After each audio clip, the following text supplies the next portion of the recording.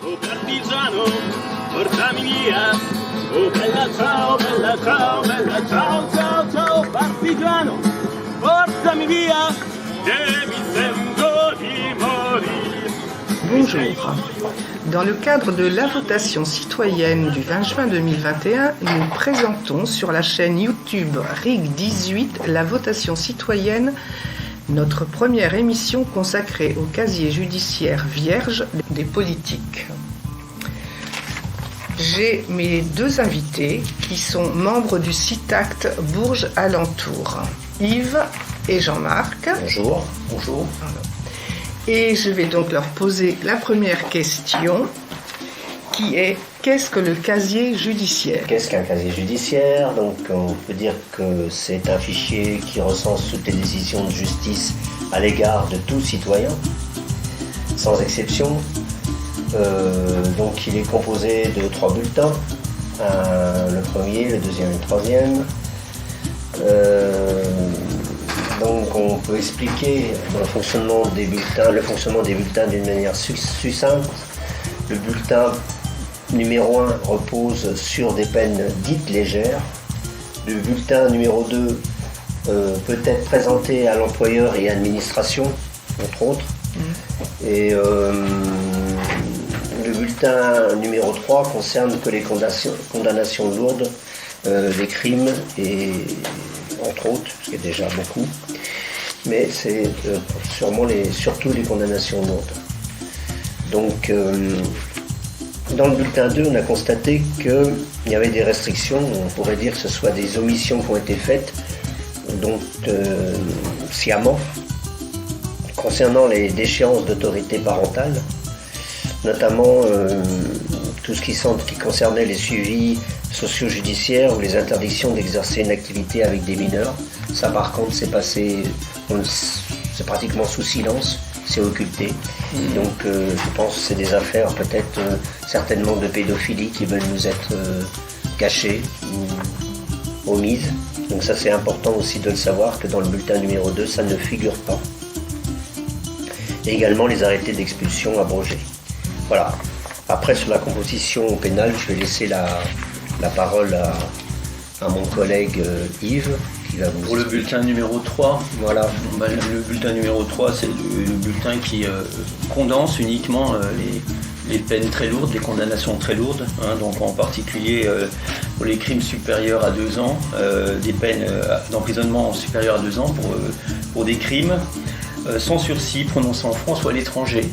On a aussi les condamnations pour crimes et délits inférieurs à 2 ans d'emprisonnement et sans sursis si le tribunal a ordonné cette mention. C'est-à-dire qu'on ne va pas forcément retrouver ces peines-là dans le bulletin 3, mais si le tribunal le demande, ça peut y figurer. Comme tout à l'heure, pour le bulletin 2, à l'inverse, certaines peines, si le tribunal le précisait, ne figureront pas dans le bulletin 2. Dans un cas comme dans l'autre, si on veut. Parce que pourquoi faire remonter dans le 3 des affaires qui sont inférieures à 2 ans ? Bon, après, certaines déchéances ou incapacités en cours d'exécution, par exemple déchéance de l'autorité parentale, interdiction d'exercice d'une activité professionnelle, et des députés, n'est-ce pas, qui tombent sous cette peine, qui ont donc des peines qui sont mentionnées dans leur bulletin 3 et qui sont actuellement députés. Donc peines lourdes. Donc des peines lourdes et ils sont quand même députés. Qui n'entravent pas leur carrière politique. Voilà. Et à ce sujet-là, Philippe Pascaud explique que 30% des parlementaires, soit plus de 270 élus sur 577 députés et 347 sénateurs, ont eu maille à partie avec la justice et ou avec le fisc.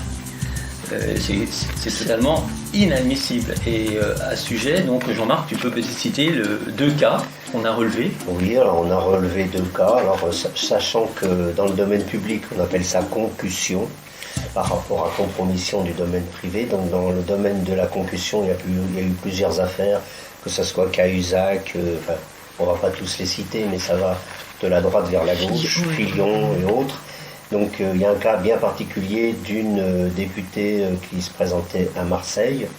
On peut citer son nom, là-dessus il n'y a pas de souci puisqu'elle a été condamnée, qui s'appelle Sylvie Andrieux. C'était sur la 3e circonscription, qui a détourné à l'époque 700 000 € qu'elle a reversé sur des comptes factices au profit d'élus afin de se faire élire elle-même. Donc elle a été condamnée, on ne connaît pas le montant de l'amende, mais on suppose que ça peut, on ne lui a pas redemandé les 700 000 €. Par contre, elle a été condamnée au port d'un bracelet électronique, ce qui lui a permis quand même de pouvoir continuer à siéger à l'Assemblée nationale. Avec son bracelet électronique. Avec son bracelet électronique.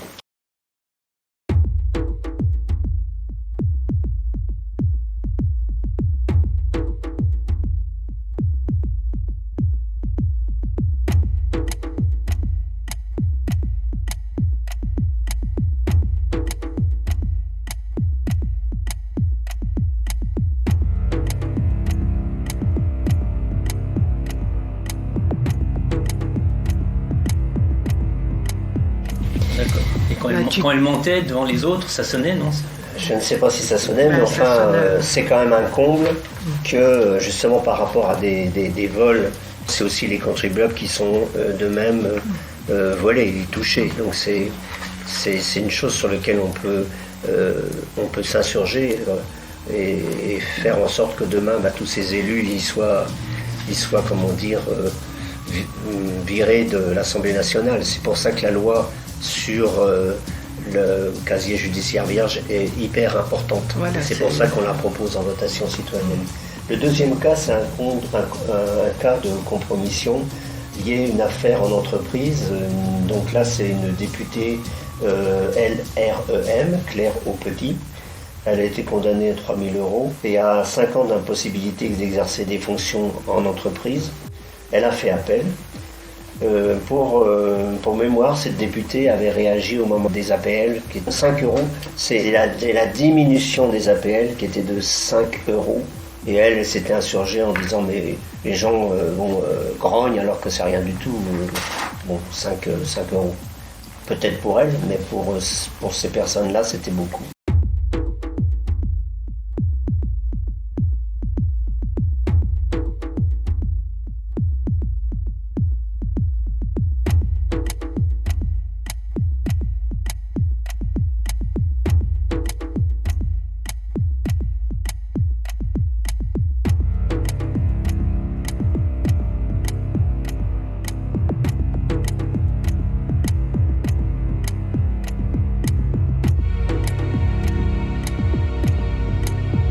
Ça avait fait,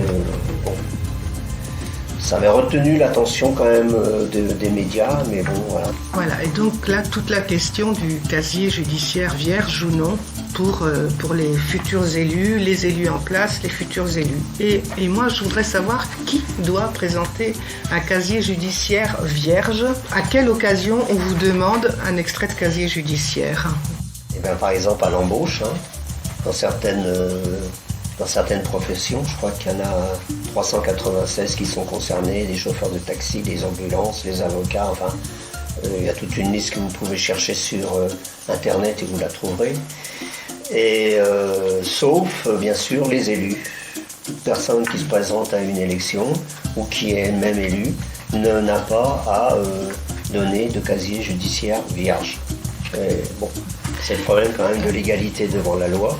Et bon, c'est vrai qu'il faut s'interroger. Il me semble que M. Macron, en 2017, pendant sa campagne électorale, avait parlé du casier judiciaire et du fait que les élus devraient pouvoir fournir un casier judiciaire vierge. Donc, est-ce que vous avez là-dessus Durant la campagne présidentielle, le candidat Emmanuel Macron promettait sur son site que demain, les responsables politiques devront rendre des comptes sur leur entourage et la façon dont ils utilisent l'argent public, sur leur probité personnelle, car si on ne peut être fonctionnaire lorsqu'on ne dispose pas d'un casier judiciaire B2 vierge, on ne devrait pas non plus pouvoir être parlementaire. Ça, c'était dit pendant la campagne électorale du président Macron. Donc tout de suite, après ce que tu viens de dire... Nous aurons donc un document visuel. Vous allez voir Macron, solennellement, entouré de Castaner et d'une ministre ou de la garde des Sceaux, je ne sais plus, qui annonce que sa promesse de campagne est tenue et il ment effrontément aux Français en signant devant eux, en direct, le document qui n'a rien à voir, puisqu'en fait il s'agit de la loi pour la confiance dans la vie politique. La loi pour la confiance dans la vie politique et la loi organique pour la confiance dans la vie politique, que je viens de signer, qui sont donc aujourd'hui promulguées. Ces deux lois, ce sont des engagements de campagne importants qui constituent une vraie rénovation de notre vie politique. L'impossibilité d'embaucher un membre de sa famille est ainsi maintenant promulguée. L'impossibilité d'être élu quand on a un casier judiciaire B2 est promulguée, contrairement à ce que beaucoup de gens ont dit ou peuvent encore croire. Ce que nous avions promis, nous l'avons fait. Et l'impossibilité de ne pas rendre compte de ces indemnités est aujourd'hui promulguée. Et bien d'autres avancées qui étaient souhaitées par nos concitoyens. Ce qui est bon de rappeler aussi, c'est la position du Conseil constitutionnel du 8 septembre 2017, où celui-ci annonçait, s'estimant que certains délits de presse, comme l'injure ou l'appel à la discrimination raciale, ne sauraient justifier une inéligibilité sans porter une atteinte disproportionnée à la liberté d'expression. En fait, là, ce que tu es en train de dire, c'est que le Conseil constitutionnel a encore affaibli cette loi. Exactement. Donc, elle était déjà extrêmement édulcorée. On va dire, elle contenait plus grand-chose. Et en plus, le Conseil constitutionnel l'a encore réduit. Est-ce que des partis politiques, autres que celui en place, ont pris des positions par rapport à cette obligation de présenter un casier judiciaire vierge ? Alors, justement, par rapport à ça, les responsables de tout ce qui avait été dit, quand les députés de la majorité ont finalement abandonné l'idée de légiférer en juillet 2017, après une mise en garde du gouvernement qui craignait un risque d'inconstitutionnalité, plusieurs élus avaient déploré un recul de l'exécutif, à l'instar de Nicolas Dupont-Aignan, président de Debout la France, ainsi que Delphine Batho, aujourd'hui Génération Écologie, ou encore Philippe Gosselin, les Républicains.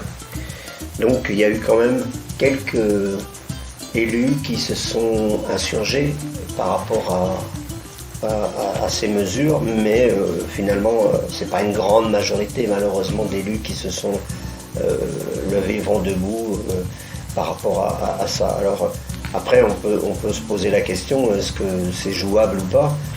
On pourrait juste répondre que c'est compliqué, puisque en juillet 2017 le casier vierge pour les élus était l'une des mesures phares de la loi dite confiance dans la vie publique, telle que Yves l'a rappelé tout à l'heure, mais les députés avaient préféré l'introduction de nouvelles sanctions, comme rendre quasi automatiquement inéligibles les personnes condamnées pour un ou des crimes et délits dont la liste est définie par la loi.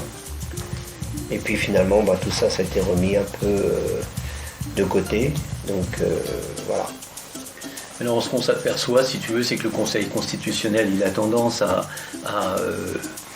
bloquer toute initiative allant dans ce sens-là, puisque on avait, entre 1995 et 2010, pendant 15 ans, on avait, en vertu de l'article 7 du Code électoral, donc une loi très très proche de celle qui aurait dû être votée là, puisque ne pouvaient être inscrites sur une liste électorale les personnes condamnées pour détournement de biens publics, corruption, trafic d'influence ou concussion. Elles étaient par ailleurs inéligibles pour une durée de 5 ans après leur condamnation définitive. En 2010, le Conseil constitutionnel s'est toutefois prononcé sur une question de constitutionnalité, le QPC, et a considéré que cet article était contraire à la Constitution, car considéré comme une peine automatique. Alors là, moi, ce que je ne comprends pas, et je m'adresse à tout le monde, c'est pourquoi c'est anticonstitutionnel quand il s'agit des politiques, et pourquoi ça ne l'est pas pour les 396 professions qui vont être interdites de travail. Par exemple, elles ne pourront pas être, comme le disait Jean-Marc tout à l'heure, chauffeurs de taxi, elles ne pourront pas entrer dans le secteur hospitalier. Pourquoi ces personnes-là, elles, tombent sous cette interdiction de travailler? Si c'est inconstitutionnel pour les politiques, je ne vois pas pourquoi ce n'est pas pour nous, travailleurs, dans les pour secteurs, le reste des citoyens. Pour le reste des citoyens. Il y a deux poids, deux il y a deux mesures, points de vue contradictoires, avec 2 poids 2 mesures. Ça se résume à ce que nous on dit. Comment peut-on voter des lois quand on les viole? Comment peut-on dépenser l'argent public quand on l'a volé? Comment peut-on représenter le peuple quand on l'a trahi? Voilà, c'est des questions quand même importantes dont on vous laisse juge et on vous donne l'occasion par la votation citoyenne de pouvoir enfin donner votre avis, notamment sur le premier thème, sur justement le casier judiciaire vierge pour les élus en place ou qui se présentent. Nous allons arriver à la fin de l'émission. Vous avez bien compris qu'il y aura, en plus de cette discussion, des documents vidéo qui seront sur l'émission, des interviews. Et je vais demander à mes deux invités de repréciser la votation citoyenne, le lieu, le jour. Je rappelle que c'est le 20 juin, donc c'est le jour des élections régionales et départementales. Mais ils vont vous expliquer comment ils comptent faire cette votation. La votation se fera donc le 20 juin avec des isoloirs, des urnes, le dispositif sanitaire tel qu'il nous est imposé. Ça concerne 7 communes. Également, les inscrits comme les non-inscrits pourront venir voter. Également, l'âge que nous avons souhaité pour que les gens puissent venir voter sera de 16 ans. Les jeunes pourront venir loin. Et voilà, donc c'est un test qu'on veut mener avant tout. Donc en fait, si on résume, c'est le 20 juin de 8h à 18h30 dans 3 communes principales, Farges-Alichamps, Levée et Limeux, avec une expérience sur tout le bassin entourant Limeux, c'est-à-dire les 4 communes limitrophes à Limeux, mais pourront venir voter les personnes à partir de 16 ans, les personnes inscrites ou non inscrites et les personnes de tout le Cher. C'est-à-dire que nous n'avons pas des listes électorales, nous avons des cahiers d'émargement sur lesquels seront différenciés les électeurs avec carte d'électeur de ceux qui n'ont pas leur carte d'électeur et qui viennent voter quand même. C'est aussi pour cela qu'on fait ça, parce qu'il y a des tas de gens qui ne veulent plus voter, mais qui viendraient bien voter si ça les intéresse, et je pense que là, ça va les intéresser, ils viendront voter.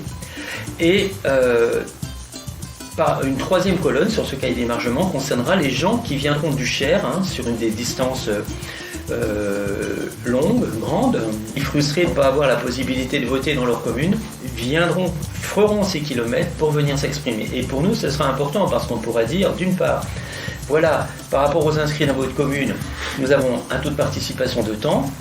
D'autre part, des non-inscrits se sont déplacés pour venir voter, et qui plus est des non-inscrits qui n'étaient même pas de la commune et qui vont faire 25 ou 30 bornes pour venir voter. Et ça va être une photographie de la motivation des citoyens dans le département du Cher et dans 63 autres départements de France. Donc c'est pas une initiative uniquement locale, c'est une action faite par 63 groupes locaux comme la CI, le CITACT, et tout ça est coordonné par le MCP, le Mouvement Constituant Populaire. Voilà. Moi je voudrais ajouter par rapport à cette votation citoyenne que l'enjeu il est important, puisque là il n'y a pas d'enjeu proprement dit d'élus, on élit personne. Ce qui est important, c'est que la population donne son avis, et nous ce qu'on voudrait démontrer, c'est que la population elle est capable de pouvoir elle-même faire sa votation citoyenne en dehors justement de tout ce qui existe en organisation traditionnelle. Par principe, nous sommes donc apartisans, mais nous restons politiques. C'est ça ce qui est l'importance de la démarche. On a oublié de dire qu'il y aura aussi une question locale. Ouais. Donc on a 2 questions d'ordre national pendant cette votation, donc celle sur le casier judiciaire vierge dont on vient de développer un peu des argumentaires autour de cette question, et puis une autre question qui sera traitée dans une autre émission autour du vote blanc, donc le vote blanc comptabilisé dans les résultats électoraux. Donc ce sera pour la prochaine émission.